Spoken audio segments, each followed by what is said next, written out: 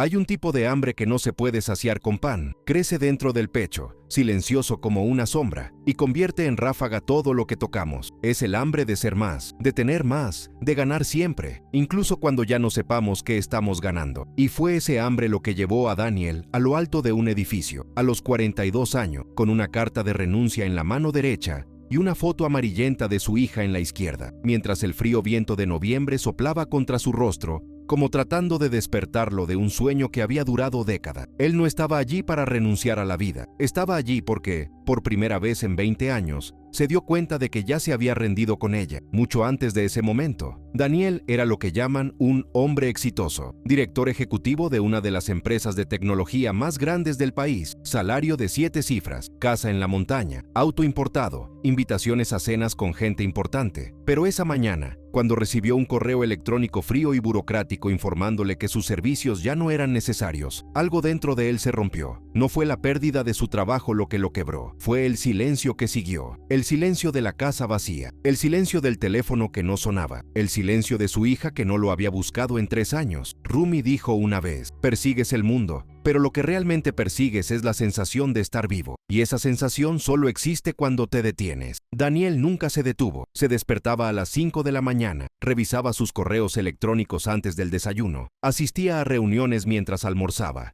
trabajaba hasta medianoche. Los fines de semana eran para networking, las vacaciones eran para la planificación estratégica. Dijo que estaba construyendo un futuro mejor para su familia, pero la verdad, la que nunca admitió en voz alta, fue que estaba huyendo del miedo a ser normal y corriente, huyendo de la posibilidad de mirarte a ti mismo y no encontrar nada especial. Su esposa, Emma, lo intentó durante años, dejó notas en el frigorífico, te extraño, sugirió viajes sencillos, paseos, cenas sin móviles, pero Daniel siempre tuvo una excusa, siempre había una reunión urgente, un contrato que no podía esperar, un cliente que necesitaba atención inmediata, hasta que, una lluviosa noche de abril, Emma metió sus maletas en el auto, lo miró con esos ojos cansados que ya no brillaban, y se limitó a decir: ya no quiero competir con fantasmas. Él no entendió en ese momento, pensó que ella estaba exagerando, que era dramática, que no entendía la presión del mundo empresarial, pero ahora, aquí en lo alto de ese edificio, con el viento mordiendo su piel y la ciudad entera moviéndose debajo como hormigas escabulléndose, finalmente entendió. Los fantasmas no estaban trabajando. Los fantasmas eran las versiones de sí mismo que creaba para impresionar a los demás. Versiones que nunca descansaban, que nunca sentían, que nunca eran suficientes. Rumi escribió: el alma sabe cuándo estás viviendo la vida de otra persona y gritará hasta que la escuches, incluso si eso lleva toda una vida. Daniel recordó su última conversación con su hija Sophie. Ella tenía entonces 15 años y había ganado el primer lugar en un concurso de poesía en la escuela. Ella lo llamó emocionada, queriendo compartir el poema con él. Pero Daniel estaba en una reunión. Dijo que volvería a llamar. Nunca llamé. 3 días después, Sophie dejó de intentarlo, y en los años siguientes, esa distancia no hizo más que crecer, como un abismo silencioso que nadie tuvo el valor de cruzar. Ahora,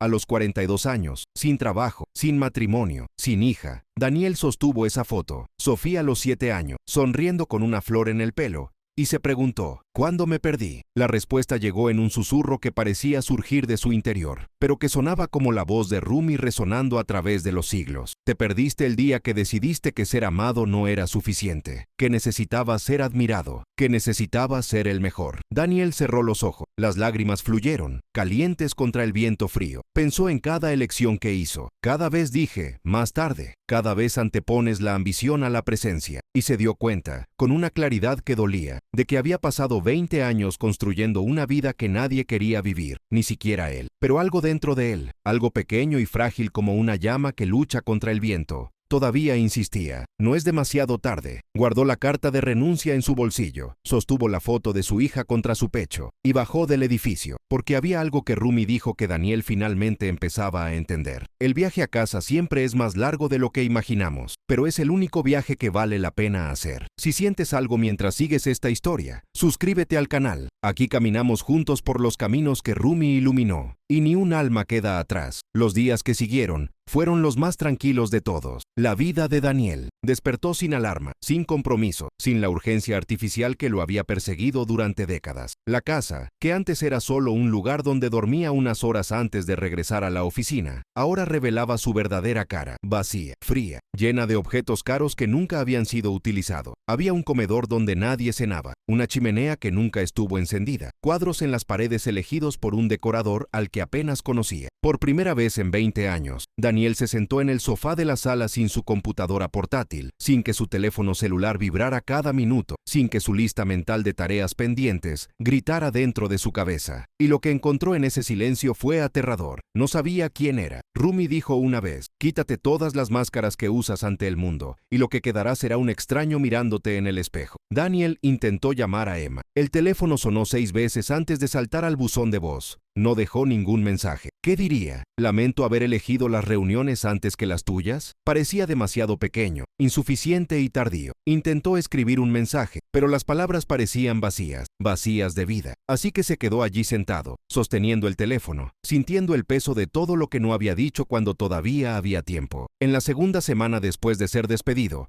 Daniel empezó a hacer algo que nunca antes había hecho: caminar, sin destino, sin prisas, simplemente caminar por las calles de la ciudad, como si visitaras un lugar por primera vez. Y, en cierto modo, lo fue. Realmente nunca había mirado esa ciudad. Siempre lo cruzaba corriendo, en taxi o en coche, con los ojos pegados al móvil y la mente atrapada en hojas de cálculo y estrategias. Ahora vio gente: el vendedor de café que sonreía a cada cliente, la anciana dando de comer a las palomas en la plaza, el músico callejero tocaba la guitarra con una intensidad que parecía venir de otro mundo. Y Daniel notó algo inquietante. Todas estas personas parecían más vivas de lo que él jamás se había permitido estar. Fue durante uno de estos paseos que encontró el cuaderno. Fue en una pequeña librería de la esquina, de esas que resisten al tiempo y a la era digital por pura terquedad poética. Daniel entró sin ningún motivo específico, solo para escapar de un aguacero repentino. El lugar olía a papel viejo y a café. Había estanterías de madera hasta el techo, escaleras estrechas, rincones escondidos por donde entraba una luz suave a través de las ventanas polvorientas. En el mostrador, un hombre de cabello gris y mirada bondadosa organizaba libros. Miró a Daniel con esa percepción tranquila de quien ve más allá de la superficie y dijo: estás buscando algo, pero no sabes qué. No fue una pregunta, fue una declaración. Daniel casi se fue. Casi dije que solo estaba esperando a que pasara la lluvia. Pero algo en la voz de ese hombre lo mantuvo en su lugar. Algo que le resultaba familiar, como el eco lejano de una canción que conocía de niño y olvidaba cuando crecía. Tal vez, respondió Daniel, su voz más débil de lo que pretendía. El hombre sonrió, una sonrisa sin prejuicios, y señaló un estante en la parte trasera de la tienda. Hay un libro allí que te estaba esperando.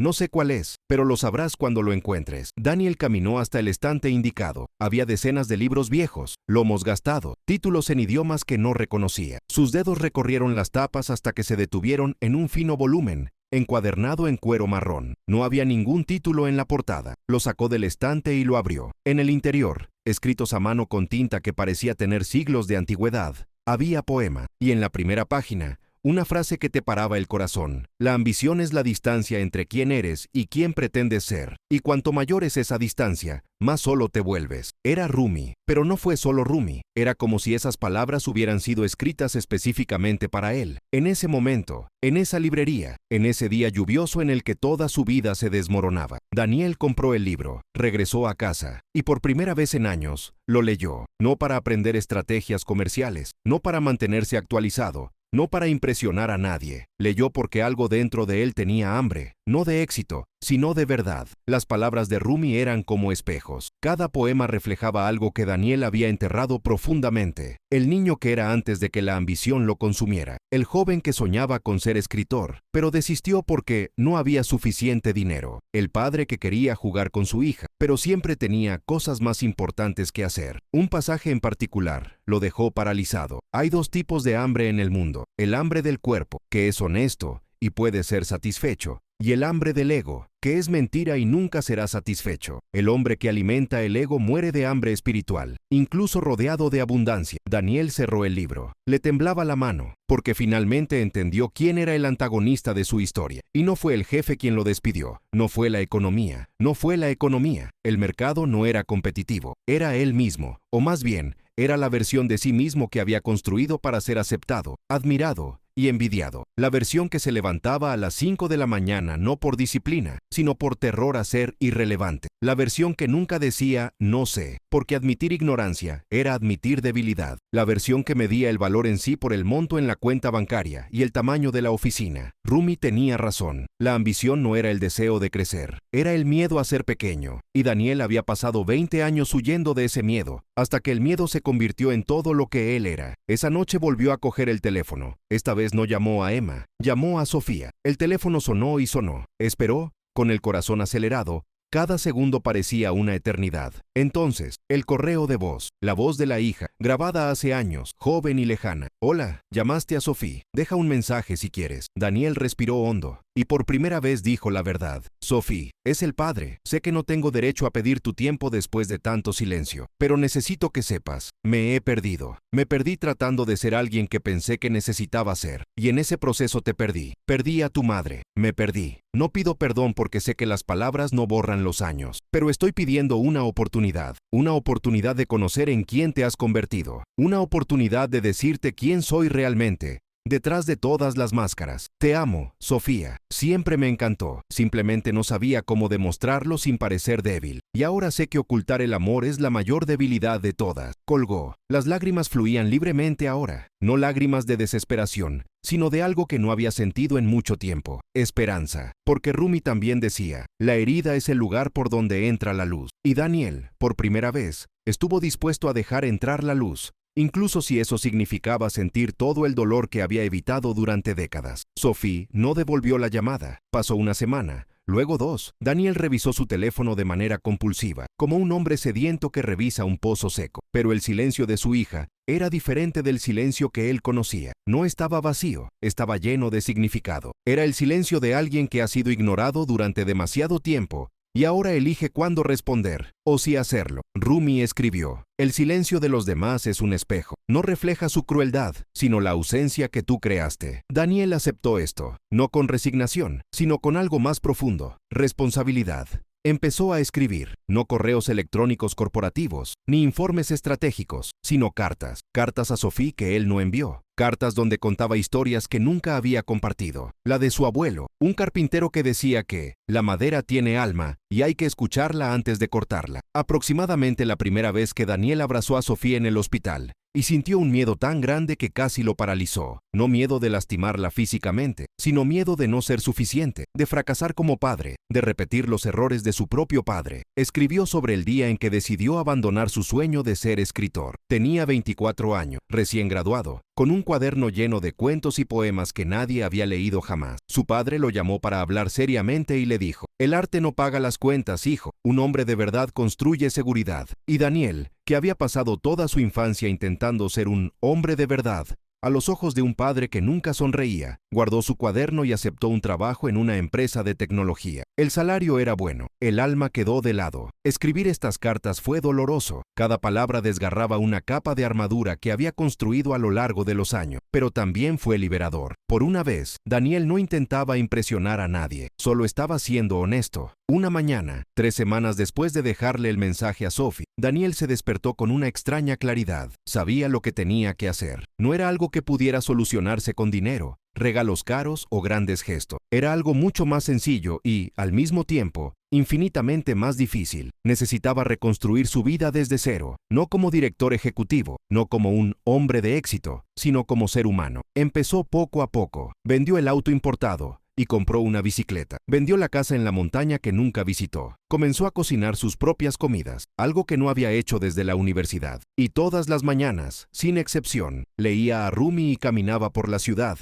observando, sintiendo, intentando reconectarse con el mundo que había ignorado durante tanto tiempo. Fue durante uno de estos paseos cuando vio el cartel. En un centro comunitario del casco antiguo de la ciudad había un anuncio: taller de escritura creativa, abierto a todo, los miércoles a las 19 horas. Daniel se detuvo. Su primer instinto fue seguir caminando. Tenía 42 años. No tenía sentido empezar algo como esto ahora. Pero entonces recordó una cita de Rumi que había leído en la noche anterior. No es la edad lo que hace viejo a alguien, es renunciar a empezar de nuevo. Entró al centro comunitario. La habitación era pequeña, con sillas en círculo y una luz suave proveniente de lámparas viejas. Había 8 personas allí: una mujer mayor con un cuaderno de flores, 2 adolescentes tímidos, un hombre de mediana edad con tatuajes en los brazos, un joven estudiante universitario y otros rostros que parecían contener sus propias historias no contadas. La instructora era una mujer llamada María, de ojos vivaces y una cálida sonrisa. Pidió a todos que se presentaran y dijeran por qué estaban allí. Cuando llegó el turno de Daniel,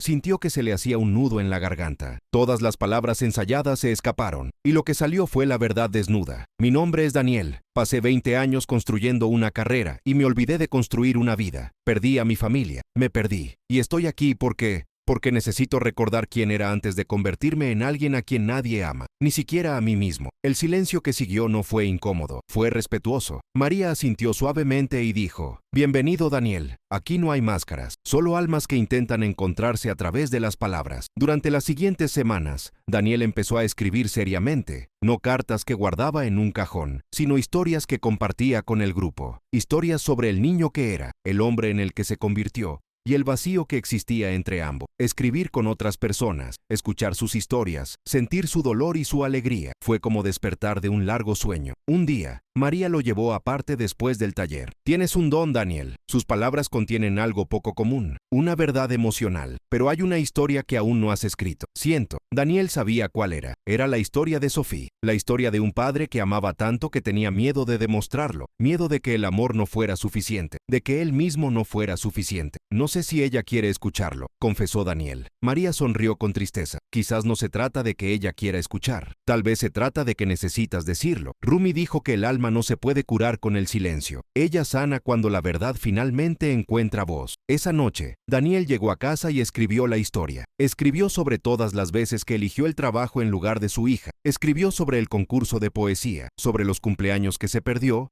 sobre las llamadas que no devolvió, pero también escribió sobre el amor que siempre estuvo ahí, escondido bajo la ambición, sofocado por la culpa, silenciado por el miedo. Terminó la historia a las 3 de la mañana. Lo leyó en voz alta en la habitación vacía. Él lloró, y luego, con las manos temblorosas, cogió el teléfono y le envió la historia por correo electrónico a Sophie. No pidió respuesta, no hizo ninguna promesa, simplemente escribió al final: no espero que esto cambie nada, pero necesito que sepas, vi en quién me convertí y no me gustó. Estoy tratando de convertirme en alguien a quien, algún día, puedas estar orgulloso de llamar padre. Te amo más de lo que cualquier logro profesional haya significado. Él lo envió, colgó el teléfono, y por primera vez en meses durmió profundamente, porque Rumi también dijo: la verdadera transformación comienza cuando dejas de intentar controlar el resultado y simplemente entregas tu verdad al universo. Daniel no sabía si Sophie lo leería, no sabía si ella respondería, pero había hecho lo único que podía. Había dejado de correr, había dejado de fingir. Finalmente había comenzado a regresar a casa, y en algún lugar dentro de él, en ese espacio silencioso que Rumi llamaba la morada del alma, una pequeña luz comenzó a brillar. No era la luz de la ambición, que arde rápidamente y desaparece. Era la luz de la presencia, suave, constante, eterna. El viaje de Daniel todavía estaba lejos de terminar, pero por primera vez iba en la dirección correcta. Pasaron 6 días sin respuesta. Daniel no revisaba su correo electrónico compulsivamente como solía hacerlo. Esa versión de él había muerto, pero había una expectación silenciosa, como una oración susurrada al universo. Al 7º día, el teléfono vibró. Era un mensaje de Sophie. Desayuno. Domingo. Tú eliges el lugar. Daniel lo leyó 3 veces, como si las palabras pudieran desaparecer. No había calor en ellos, pero tampoco ira. Solo una posibilidad tan frágil como el cristal. Eligió una cafetería pequeña y sencilla, con mesas de madera desgastadas y luz natural. El tipo de lugar donde la gente va a hablar, no a impresionar. El domingo llegó lentamente. Daniel llegó media hora antes. Se sentó junto a la ventana. Pidió un café que apenas tocó. Su corazón latía con fuerza. Esta vez, la audiencia que importaba era solo una. Sophie llegó a las 10 en punto. Fue diferente. Ahora tenía 18 años. Tenía el pelo más corto y una apariencia más seria. Chaqueta vaquera y zapatillas desgastadas. Simple, real, hermosa de una manera que ninguna foto podría capturar. Cuando sus miradas se encontraron, Daniel sintió que algo se rompía en su interior. Sophie caminó a la mesa y se sentó. No hubo abrazo, solo un hola, apenas audible. El silencio era denso. Sophie miró su taza de café, como si hubiera palabras que no supiera cómo decir. «Leí lo que escribiste», dijo finalmente, con voz firme pero temblorosa. Había 20 páginas de disculpas. ¿Y sabes cuál es el problema, papá? Yo creo en ti, siempre creí, y por eso me dolió tanto, porque me amabas, pero nunca fui una prioridad. Sus palabras eran pura verdad, sin malicia, solo dolor expuesto. Daniel respiró hondo. Rumi había enseñado, cuando alguien te muestra su herida, no ofrezcas excusas, ofrece testimonio. Tienes razón, dijo Daniel, siempre fuiste menos importante que mi ego, que mi necesidad de ser admirada. No hay excusa para eso. Te fallé. Sophie se secó las lágrimas. Entonces, ¿por qué debería darte una oportunidad ahora? Porque lo perdí todo, dijo Daniel con la voz quebrada, y me di cuenta de que no me conocía. Había pasado mi vida siendo quien pensaba que debería ser. Hizo una pausa. Lo que cambió fue una rendición. Dejé de pelear, y el silencio me dijo que desperdicié los años más preciosos persiguiendo aplausos de extraños mientras tú crecías sin mí. Sofía guardó silencio. No estoy pidiendo perdón, estoy pidiendo tiempo para mostrarte en quién estoy tratando de convertirme. Si luego decides que no es suficiente, lo aceptaré, porque el verdadero amor no lo requiere. Él espera. Los segundos parecieron hora. Entonces Sophie puso su mano sobre la de él. Necesito tiempo, dijo. Sofía se puso de pie. Pero antes de irse, se dio vuelta. Empecé a escribir de nuevo. Poesía, por tu historia. Y se fue, dejando a Daniel con lágrimas en los ojos. Pero estas lágrimas fueron diferentes. Rumi lo sabía bien. El alma no celebra grandes victorias, celebra pequeños puentes. Daniel sabía que el viaje era largo, pero por primera vez estuvo presente, y ese era el único lugar donde realmente sucede la vida. Los meses que siguieron fueron diferentes. No había ninguna urgencia, no hubo presión, solo había presencia, lo más difícil que Daniel había intentado practicar. Sophie no regresó de inmediato. Ella envió mensajes cortos, a veces una foto, a veces un verso. Daniel respondió con cuidado, sin exigir más de lo que ella estaba dispuesta a dar.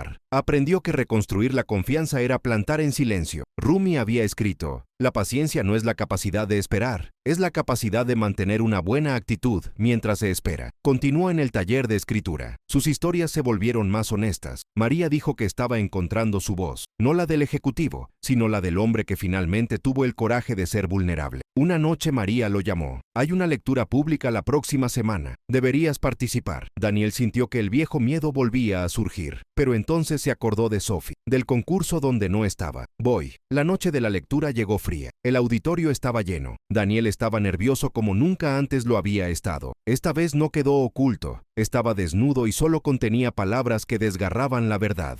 Cuando llegó su turno, miró al público y vio a Sofía en la última fila, pero estaba ahí. Ella asintió levemente, como diciendo: he venido. Daniel respiró hondo y leer sobre ella, sobre el padre que amaba tanto que tenía miedo de demostrarlo, sobre llamadas perdidas, sobre la ambición que devoró su humanidad. Su voz tembló, pero no se detuvo. Estaba siendo real. Cuando terminó, el silencio fue profundo. Respeto. Entonces comenzaron los aplausos, pero Daniel miró a Sophie. Ella estaba llorando. Después de leer, Sophie esperó. Esa era la historia que necesitaba escuchar. Dijo: no hay excusas, la verdad. Pausa. El amor no lo exige, él espera, y estoy listo para dejar de esperar solo. Y luego Sophie abrazó a su padre. No fue perfecto, todavía había dolor, pero fue un comienzo. Rumi escribió: la curación no borra las cicatrices, solo hace posible vivir con ellas, gritó Daniel, por los años perdidos, para el hombre en el que se estaba convirtiendo. Durante los siguientes meses, se volvieron a conectar. Despacio, cafés, paseos, historias. No había más máscaras. Emma no volvió. Daniel aceptó. Algunos puentes no se pueden reconstruir. Nunca regresó al mundo empresarial. Encontró trabajo enseñando escritura. El salario era pequeño, pero amaneció sin el peso de la ambición. Una noche encontró un poema en su escritorio. Era de Sophie. Mi padre me enseñó que el éxito estaba en estar en la cima, pero tuvo que caer para enseñarme que el éxito significa estar presente. Veo a un hombre que se ha encontrado a sí mismo. Daniel sonrió. la sonrisa genuina de alguien que finalmente se ha encontrado a sí mismo. Rumi había dicho, pasaste tu vida corriendo tras cosas que no podían salvarte, pero la salvación siempre ha estado dentro de ti. El día que dejas de correr es el día en que comienza tu verdadera vida. Daniel dejó de correr. Me sentí como en casa, en ese espacio silencioso que Rumi llamó hogar del alma,